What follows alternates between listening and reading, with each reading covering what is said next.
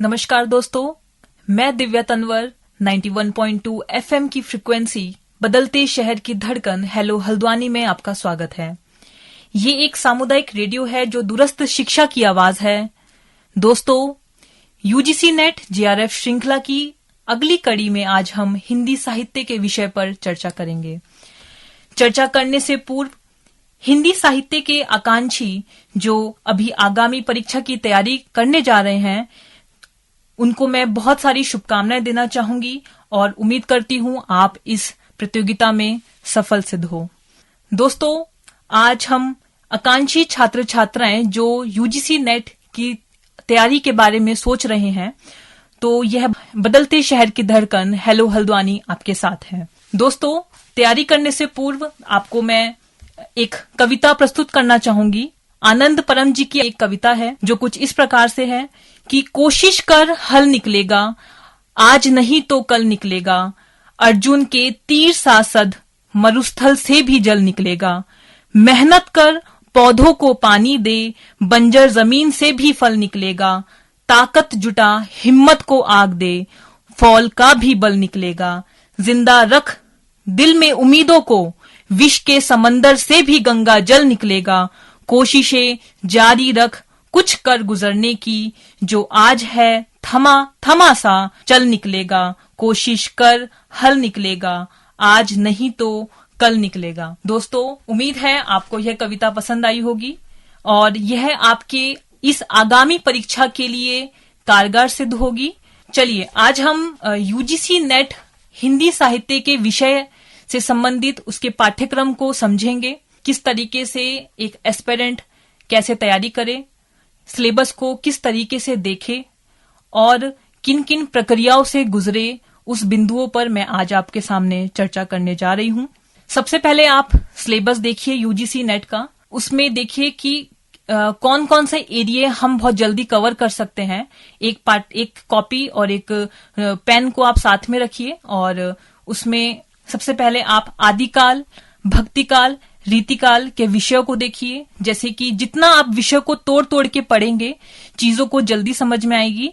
जैसे आदिकाल को अगर आप देखते हैं तो आदिकाल में सिद्ध साहित्य, नाथ साहित्य, जैन साहित्य, लौकिक साहित्य, अपभ्रंश साहित्य, ऐसे कई साहित्य हम देखेंगे जो आदिकाल में हम लोगों को पढ़ने होते हैं। फिर हम भक्तिकाल पर जाएंगे तो भक्तिकाल में सगुण और निगुण शाखा, जिसमें सगुण शाखा में राम भक्ति और कृष्ण भक्ति के कवियों को हम देखेंगे। फिर उसके बाद हम निगुण शाखा पर जाएंगे तो निगुण में हम लोग प्रेम और ज्ञान मार्गी कवियों को देखेंगे, जिसमें ज्ञान मार्गी में कबीर दास जी आते हैं, प्रेम मार्गी में जायसी आते हैं और राम भक्ति में हम लोग देखेंगे तो तुलसीदास जी आते हैं और कृष्ण भक्ति में हम लोग देखेंगे तो सूरदास जी आते हैं। तो इस तरीके से एक क्रमानुसार सीरीज बनी हुई है इन सब की, तो उसको भी हम लोग एक सरसरी निगाह डालेंगे उन पर। फिर आगे हम देखेंगे कि इनके कुछ संप्रदाय हैं, उन संप्रदायों के बारे में पढ़ेंगे, जैसे कि विशिष्टाद्वैतवाद, द्वैतवाद, शुद्धाद्वैतवाद।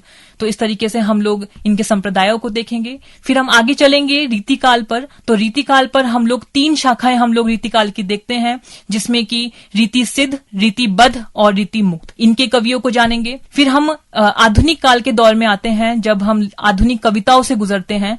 तो आधुनिक कविताओं में भारतेंदु की कविताएं, द्विवेदी की कविताएं, फिर आगे हम लोग बढ़ते हैं तो छायावादी कविताएं, प्रगतिवादी, प्रयोगवादी, नई कविताएं, समकालीन कविताएं, इन प्रक्रियाओं से हम लोग गुजरते हैं। फिर हम उसके आगे बढ़ेंगे तो हम गद्य साहित्य पे जाते हैं। तो गद्य साहित्य में जैसे कि भारतेंदु की कविताएं हम लोगों ने देखी हैं, तो भारतेंदु से संबंधित भारतेंदु के नाटक की शुरुआत हो चुकी थी। फिर उसके बाद हम द्विवेदी युग में जाएंगे तो द्विवेदी युग में एक अच्छे निबंध और एक अच्छी आलोचनाओं की शुरुआत हो गई थी। फिर हम आगे बढ़ेंगे तो द्विवेदी युग में ही गांधीवादी युग भी आता है, तो गांधीवादी युग से ही कहानी और उपन्यासों की शुरुआत हो चुकी थी। फिर हम आगे और बढ़ेंगे तो अलग से एक नई विधा को देखेंगे, वो है काव्य शास्त्र। काव्य शास्त्र में कविताओं के नियम, काव्य के सिद्धांत, काव्य हेतु, साधारणीकरण, काव्य लक्षण, काव्य प्रयोजन, इन सब टॉपिक्स के बारे में जानेंगे। इसमें भी 2 शाखाएं बनती हैं, भारतीय काव्य शास्त्र और पाश्चात्य काव्य शास्त्र, जिसमें पाश्चात्य काव्य शास्त्र में हम लोग प्लेटो, अरस्तु, लॉन्जाइनस, जॉन ड्राइडन, इलियट, रिचर्ड्स, इत्यादि के विद्वानों को हम लोग जानेंगे। फिर इसके बाद हम लोग यह देखते हैं कि एक छोटी छोटी विधाएं की शुरुआत हो जाती है। छोटी छोटी विधाओं में जिसको मैंने क्या किया था अपने दौरान जब मैंने तैयारी कर रही थी उस समय, इसको मैंने एक चैप्टर में, एक अध्याय में हम लोगों ने सम्मिलित कर लिया था ताकि चीजों को जल्दी से पढ़ने में आसानी हो। एक और एरिया डिसाइड हो जाता है हमारा, बिखराव नहीं हो पढ़ने में। रेखा चित्र, संस्मरण, यात्रा वृतांत, जीवनी, आत्मकथा, भेंट वार्ताएं और पत्र पत्रिकाओं को भी मैंने इसी में ही सम्मिलित कर लिया था। और लास्ट में एक भाषा का एक छोटा सा चैप्टर है, वो भी मैं सबसे अंत में जाकर मैंने उसको पढ़ा। तो उम्मीद है कि आपको यह पूरा सिलेबस समझ में आ गया होगा। तो इस सिलेबस को याद करने के हम 6 चरणों से गुजरेंगे, क्योंकि मैंने आपको यही बताया है कि चीजों को जितना तोड़ तोड़ के पढ़ेंगे उतना जल्दी हम लोग लंबे समय तक हम उसको अपने दिमाग में हम लोग बिठा के रख सकते हैं। जैसे कि तैयारी करने की जो 6 चरण हैं, सबसे पहले आप क्या करिएगा कि कॉपी और कलम से आप नोट्स बनाना आप शुरू करिए। पहले जब तक आप पढ़कर नोट्स नहीं बनाएंगे और उस लाइन से गुजरेंगे नहीं, तब तक आप चीजों को जल्दी से स्मरण नहीं कर सकते हैं। ठीक है, तो आप लोग पहले नोट्स बनाइए। दूसरे चरण में आपने जो नोट्स बनाए हैं उसको आप याद करिए। जितना हो सकता है आप उसको याद करने की कोशिश करिए। प्रकाशन को याद करना, किताबों को याद करना, जैसे कि जैनेन्द्र के उपन्यास हैं, परख सुनीता, नहीं तो मैं तुझे त्याग पत्र दे दूंगी, कल्याणी, सुखदा, विवर्त व्यतीत ही जयवर्धन के साथ क्या हो जाती है, गायब हो जाती है। ये तरीका है पढ़ने का कि आप एक बहुत सारी विधाओं को आप कैसे एकदम से याद कर ले, तो वो चीजें हैं। फिर आप आगे देखिए, जो तीसरा चरण आता है, तीसरा चरण यह होता है कि जब आपको चीजें याद हो जाती हैं तो आप 2012 से लेकर 2021 तक के लास्ट ईयर के क्वेश्चन पेपर्स को देखिए कि कैसे एक पैटर्न चेंज हुआ है यूजीसी नेट का, कि किस तरीके से 2012 से लेकर 15 तक का पैटर्न क्या था, 15 से लेकर 18 तक में क्या क्या बदलाव आए हैं और 18 के बाद अब क्या बदलाव देखे जा रहे हैं। उन चीजों पर आप सरसरी निगाह मारिए, क्योंकि जब तक चीजें आपको याद नहीं होंगी तब तक आप उसको चीज को समझ नहीं पाएंगे कि बदलाव आखिर में हो क्या रहे हैं। फिर आप आगे देखिए, जब आपको चीजें समझ में आने लग जाएगी तो फिर आप उसका हल ढूंढने के लिए खोजेंगे कि कहां से मुझे उस चीज का हल निकले। तो आप क्या करिएगा, आप एमए के टेक्स्ट बुक जो होती हैं वो उठाइए और फिर दोबारा से सिलेबस को देखिए, यूजीसी नेट के सिलेबस को देखिए और यह देखिए कि सिलेबस में अप्लाइड सेक्शन में हमें क्या क्या पढ़ना है। जैसे कि मैं उदाहरण देना चाहूंगी, जैसे कि प्रेमचंद का उपन्यास है गोदान।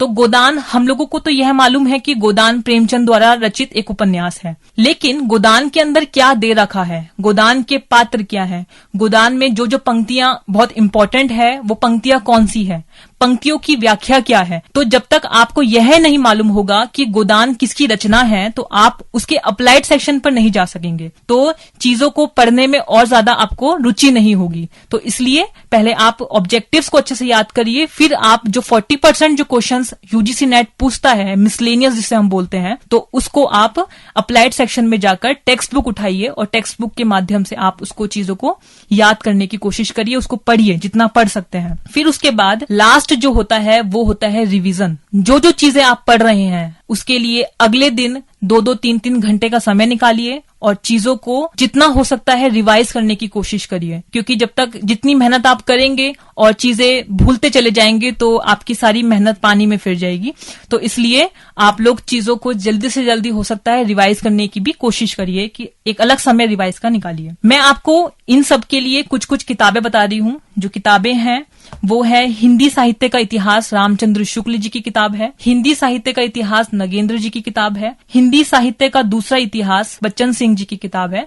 इनमें से कोई भी आप एक रिसोर्स बुक उठाइए, उस पर रीडिंग करना भी आप शुरू कर दीजिएगा। इसके बाद मैं यह कहना चाहूंगी कि चीजों को याद करने का 2 तरीके हो सकते हैं या फिर और भी तरीके हो सकते हैं, आप भी उसको खोजिए। जैसे कोई भी रचना है तो रचनाओं को क्या करना है कि बहुत सारी रचनाओं को एकदम से आप कैसे याद करेंगे, तो या तो आप कोई डायग्राम बनाइए, डायग्राम के थ्रू आप उसको याद करने की कोशिश करिए, या दूसरा तरीका यह हो सकता है कि या तो उस पर एक मनोरंजन तरीके से आप कहानी बनाइए और ऐसा ऐसे याद करिए जैसे कि आप किसी को अपनी कोई गृहस्थी की जो बातें सुनाते हैं कि उसने ऐसा कर दिया मेरे साथ और मेरे साथ फिर मैंने ऐसा स्टेप ले लिया। तो ये तरीका होता है याद करने का कि आप किसी भी रचनाओं को एक जो रोजमर्रा की जिंदगी में हम लोग चीजें याद करते हैं, जो सुना देते हैं एक दूसरे को, तो वैसे ही आप चीजों को याद करने की कोशिश करिए। बहुत लंबे समय तक आपके दिमाग में वो टिक सकती है। तो उम्मीद है आपको मेरी यह सारी जो योजना है जो मैंने अपने समय में कभी तैयारी करी थी, तो वो उम्मीद है कि आप लोगों के लिए भी वो अच्छी कारगर सिद्ध होगी। एक अंतिम में मैं रामधारी सिंह जी की एक कविता है वो मैं आपको सुनाना चाहूंगी। आप समझिएगा उस चीज को कि गुण बड़े एक से एक प्रखर है छिपे मानवों के भीतर, मेहंदी में जैसी लाली हो वर्तिका बीच उजियाली हो, बत्ती जो नहीं जलाता है रोशनी नहीं वह पाता है। दोस्तों उम्मीद है आप लोग अपनी तैयारी में बहुत अच्छा करेंगे और बदलते शहर की धड़कन हमेशा आपके लिए एक अच्छे मार्गदर्शन देने के लिए बहुत ही कारगर सिद्ध होगी। धन्यवाद।